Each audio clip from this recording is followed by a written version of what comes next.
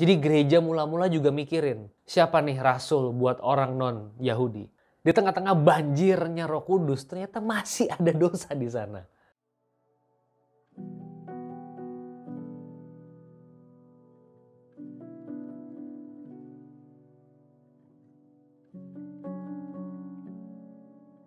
Selamat hari Minggu, Shalom Bapak Ibu Saudara. Hari ini firman Tuhan terambil dari Kisah Para Rasul pasal 11 ayat yang ketiga.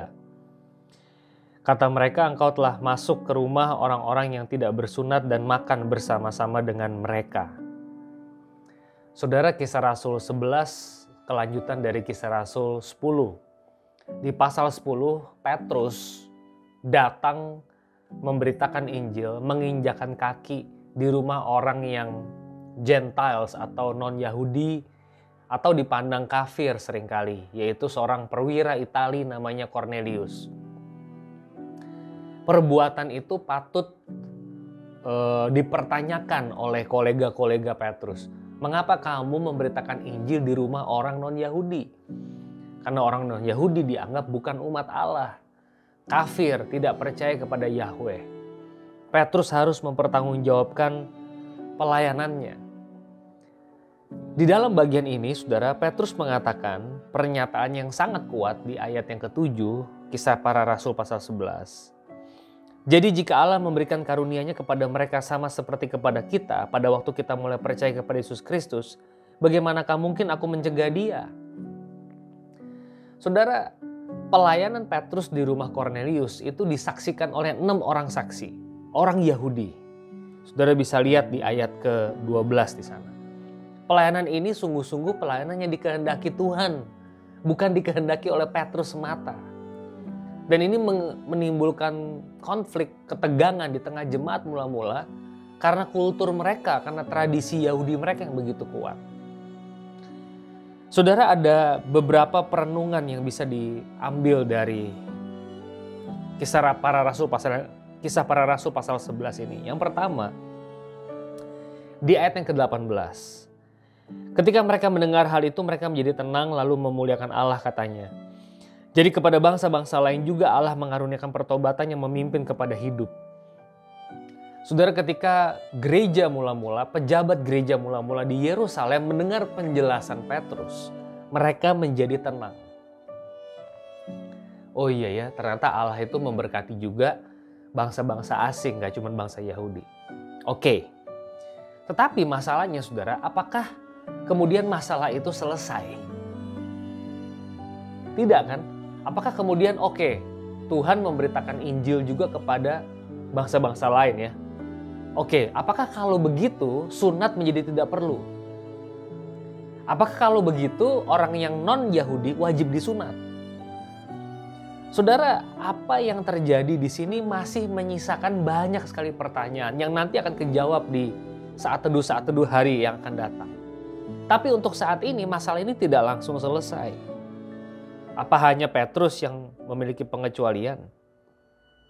Ini yang pertama, masalah nggak langsung selesai. Kedua, peristiwa Petrus di rumah Cornelius bukanlah peristiwa pencurahan Roh Kudus seperti di Kisah Rasul pasal 2. Bukan.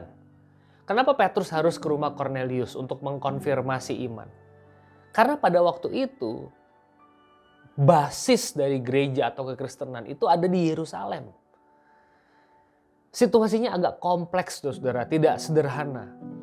Perlu ada perwakilan gereja dari Yerusalem yang mengkonfirmasi bahwa Cornelius itu adalah anak Tuhan. Karena waktu itu ada perbedaan suku yang sangat kuat dalam tradisi gereja mula-mula. Jadi perlu Petrus datang ke sana mengkonfirmasi bahwa kamu anak Tuhan benar.